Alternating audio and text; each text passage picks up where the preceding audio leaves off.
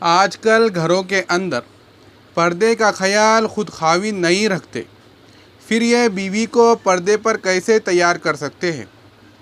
بلکہ بڑی بڑی عمر کے غیر محرم نوجوان گھروں کے اندر نوکر رکھ لیتے ہیں اور سمجھتے ہیں کہ یہ تو غلام کی مانند ہے۔ یہ 100% حرام کام ہوتا ہے۔ غیر محرم کے سامنے بیوی بھی بے پردگی کی روزانہ مرتکب ہو رہی ہوتی ہے، اور خاوند کے نام اعمال میں بھی روزانہ اکاؤنٹ لکھا ہوتا ہے۔ لہذا جس خاوند نے جوان مردوں کو گھر میں نوکر رکھ لیا، اس نے اپنے گناہ کا اکاؤنٹ کھول لیا۔ یہ سویا ہوا ہے، پھر بھی گناہ لکھا جا رہا ہے۔ یہ جاگ رہا ہے، پھر بھی گناہ لکھا جا رہا ہے۔ یہ مسجد میں نماز پڑھ رہا ہے اور گھر میں بیوی کے سامنے نامحرم کام کر رہا ہوتا ہے۔ لہذا اس کا گناہ کا اکاؤنٹ کھلا ہے۔ بھلا اس بیچارے کی نیکیاں کس کام آئیں گی؟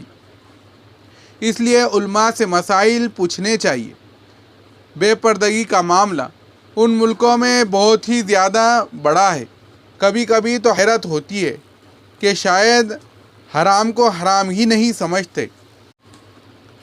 اس وجہ سے تو پھر روحانیت آگے نہیں بڑھتی۔ عورتیں بھی لکھتی ہیں، مرد بھی لکھتے ہیں، حضرات یہ وظیفہ بھی کرتے ہیں، مگر اثر کوئی نہیں ہوتا۔ بھائی، جب بے پردگی جب ہو رہی ہے تو اثر کیسے ہو؟ یہ تو اللہ کا حکم ٹوٹ رہا ہوتا ہے، جس کی وجہ سے گھروں میں بے برکتیاں بھی ہوتی ہیں، آپس میں میاں بیوی کی ناراضگیاں بھی چلتی رہتی ہیں، کوئی نہ کوئی نقصان بھی ہوتا رہتا ہے۔ ہم نے حرام کو حرام نہ سمجھا، حرام اور حلال کو ایک جیسا بنا دیا۔ اس کی وجہ سے بھی مصیبتیں آتی ہیں۔ ذرا ایک بات توجہ سے سن لیجیے۔ ہمارے سلسلے کے ایک بزرگ تھے، انہوں نے اپنی زندگی کا واقعہ لکھا۔ فرمانے لگے کہ ہمارے پڑوس میں ہمارے ایک دوست رہتے تھے، ان کی چھوٹی سی بچی تھی۔ وہ بچی ہمارے گھر میں پلی، میری بیوی نے اس کو پیار سے بیٹی بنا لیا اور اس کو گھر میں پالا۔ وہ دن میں ہمارے گھر میں آتی جاتی رہتی تھی، مگر رات کو اپنے والدین کے ساتھ رہتی تھی۔ ایک مرتبہ ایسا ہوا کہ میری روحانی کیفیت چھین گئی۔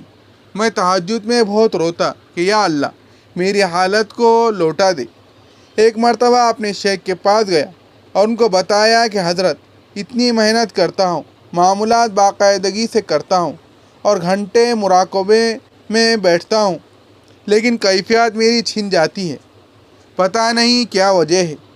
میرے شیخ نے فرمایا، کہیں نہ کہیں تم سے کبیرہ گناہ ہو رہا ہے، جس کی وجہ سے یہ نعمت چھن جاتی ہے۔ سوچو تو صحیح۔ کہنے لگے، میں نے سوچا، لیکن میں نے اپنی زندگی میں ارادے سے کوئی کبیرہ گناہ نہیں کیا تھا، پھر کیا بات ہے؟ سوچ سوچ کر تھک گیا۔ بالآخر میں نے اپنی بیوی کو بتایا کہ میری اتنے عرصے کی محنت ضائع ہو رہی ہے، اور میرے شیخ نے بتایا ہے کہ کوئی گناہ کبیرہ ہو جاتا ہے۔ تو بیوی سے جب مشورہ کیا تو بیوی کہنے لگی، ہاں، ایک گناہ ہو جاتا ہے۔ وہ کون سا؟ اس نے کہا کہ یہ جو ہمسائے کی بچی ہے، جسے ہم نے بیٹی بنایا ہوا ہے، آپ کے لیے یہ ہے تو نامحرم، اگرچہ آپ کو بیٹی کی طرح پیاری ہے، اور آپ کبھی ذرا بھی میلی نظر سے نہیں دیکھتے۔ یہ بچی کچھ عرصے سے جوان ہو چکی ہے اور اس پر نماز فرض ہو چکی۔ چونکہ آپ کی اس پر نظر پڑتی ہے، اس لیے اس کی بے برکتی ہے کہ آپ کی کیفیت چھن جاتی ہے۔ وہ فرماتے ہیں کہ میں نے اس دن سے اس بچی کو پردے کی تلقین کی، چنانچہ وہ بچی پردے میں رہنے لگی اور اللہ نے میری کیفیت مجھے واپس لوٹا دی۔ جب یہ پردے کا معاملہ اتنا اہم ہے کہ بے دھیانی میں بھی اگر نظر پڑتی ہے، بندے کے دل میں برا خیال ہو یا نہ ہو تو پھر بھی اس کا اثر پڑتا ہے، تو پھر جن گھروں میں جوان مرد کام کرتے ہیں اور عورتیں اس کو غیر محرم سمجھتی نہیں، یا جوان عورتیں کام کرتی ہیں، مرد اس کو غیر محرم سمجھتے ہی نہیں، تو پھر دل کی کیفیت کا کیا حال ہوگا؟